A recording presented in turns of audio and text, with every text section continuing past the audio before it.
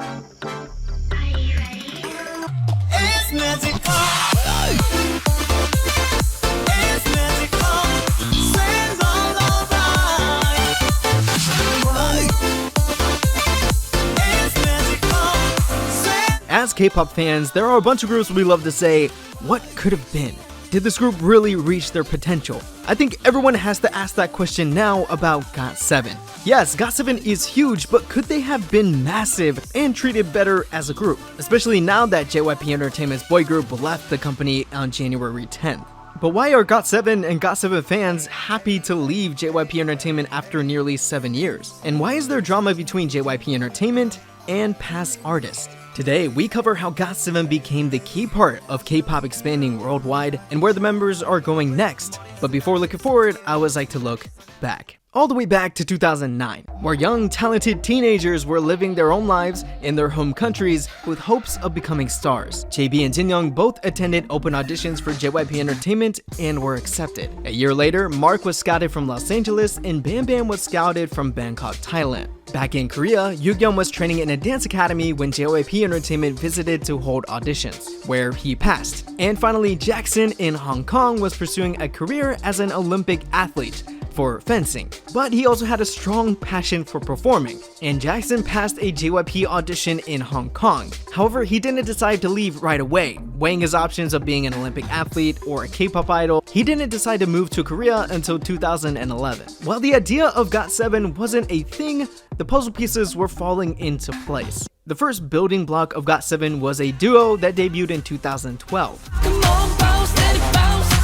Bounce. Listen, we all have a past that's a bit cringy, and this was JB and Jinyoung's moment they aren't too happy to look back at. But the single bounce is still a favorite among OG fans of GOT7. The next members to be revealed to the public were Mark, Yugeom, Jackson, and Bambam. In the YG survival show Win Who Is Next, they had a dance battle between YG Entertainment trainees who would be future winner and icon members. Fun fact, Bambam was super young here, just 16 years old. And because of this performance, Bambam was selected to debut in GOT7. If he didn't participate in this show, he probably would have debuted in Stray Kids. The more you know. Finally, trainee youngjae joined the lineup of GOT7 after only training in the company for 7 months. Now, to start the new year with a bang, JYP Entertainment announced their next boy group, GOT7, on January 1st, 2014. Now, GOT7's style was described as a b-boy and acrobatic group.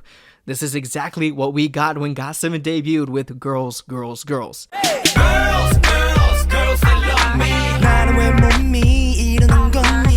If you don't sing girls, girls, girls, they love me, even if you know it's not true. Wait, hold up.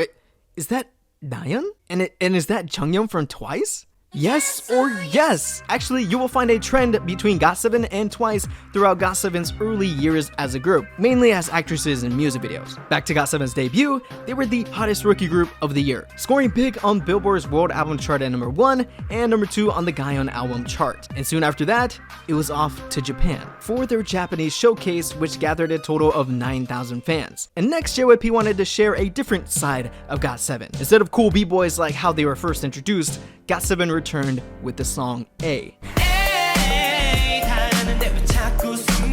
Okay, I can't describe how much of a fan favorite A is for all K-pop fans. It just releases that happy chemical in your brain when you hear it, showing a brighter image of the boys as they try to impress. Yo, is that Sana? Later in the year, they dropped their first full-length album with the title track Stop It.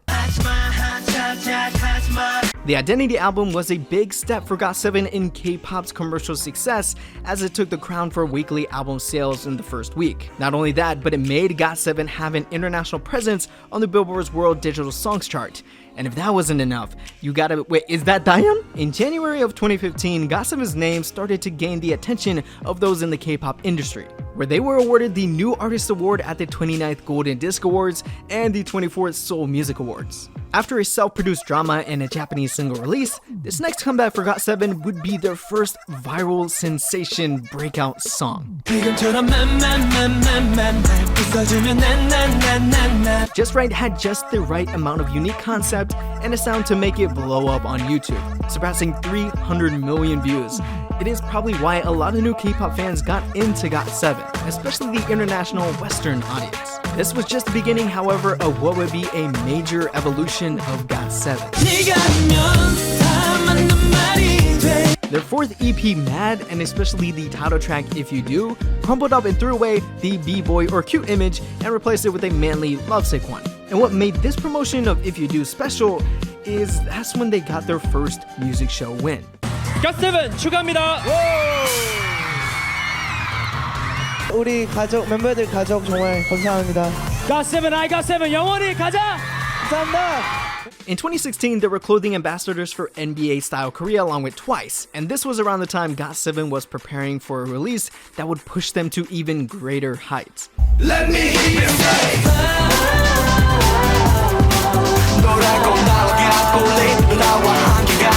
Fly was a crazy era for the boys who broke international records for a K-pop act. One of those records was GOT7 entering the Billboard Artist 100 at number 45. This was monumental because GOT7 was only the second Korean act to do it behind PSY.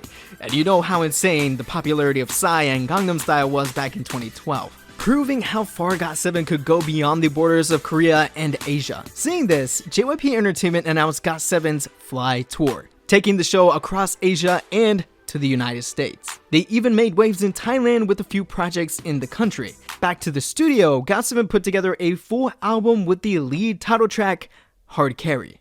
hard carry, hey. Let it flow now. And by now, making a hit song of the year was getting pretty easy for GOT7. But what was more notable about the comeback with the Flight Log Turbulence album was it sold over 2,000 copies in the US. Slowly, GOT7 was becoming an international brand for K-pop. Jumping into 2017, with the biggest momentum any K-pop group can imagine, GOT7 revealed Never Ever.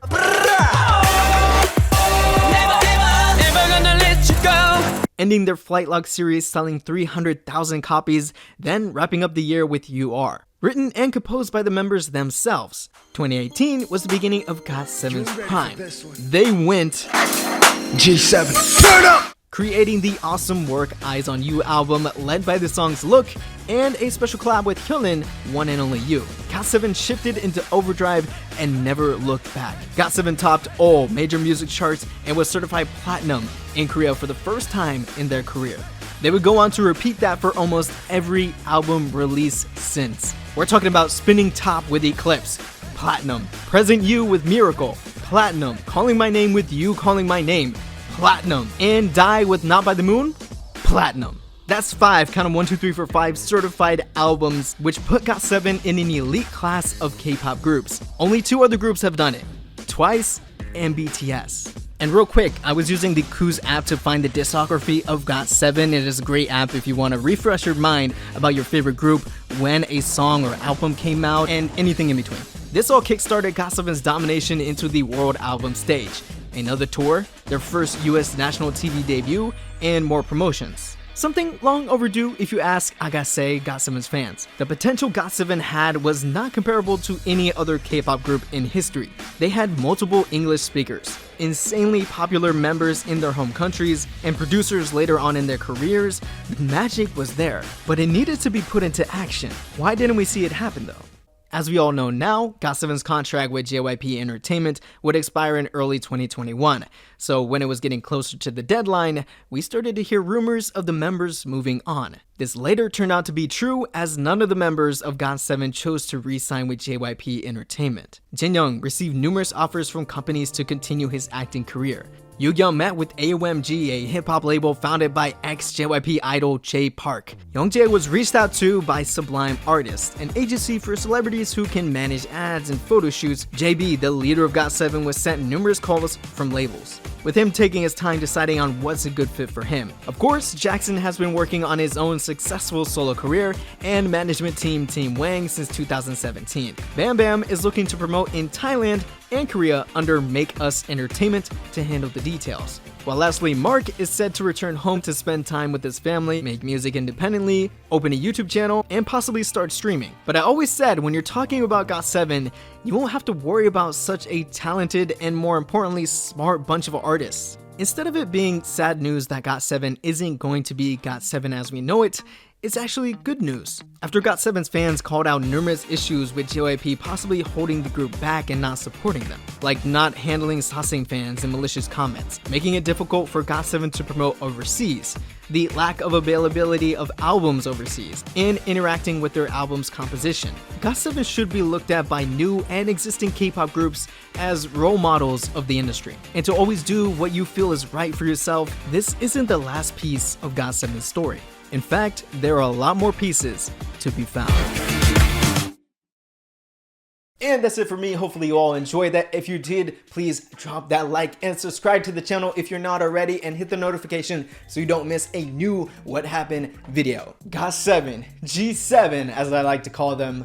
You know what? I am not sad for the first time ever making a What Happened video on a K-pop group. You have the future of every member already planned out, and really, you don't have to worry about them. You know, they're talented, they're smart. But Wave, let me know what you think about everything GOT7 down in the comments. Could have JYP done better, treated them better, handled them better, and basically promoted them more to possibly be a superpower in K-pop? And I want to give a big shout out to the people on Patreon for making these videos possible. If you want to support and be like these awesome people, head over to Patreon for as little as $2 a month, and that's it. That's it for this one, but don't worry, I'm back next week with a brand new video. See you then.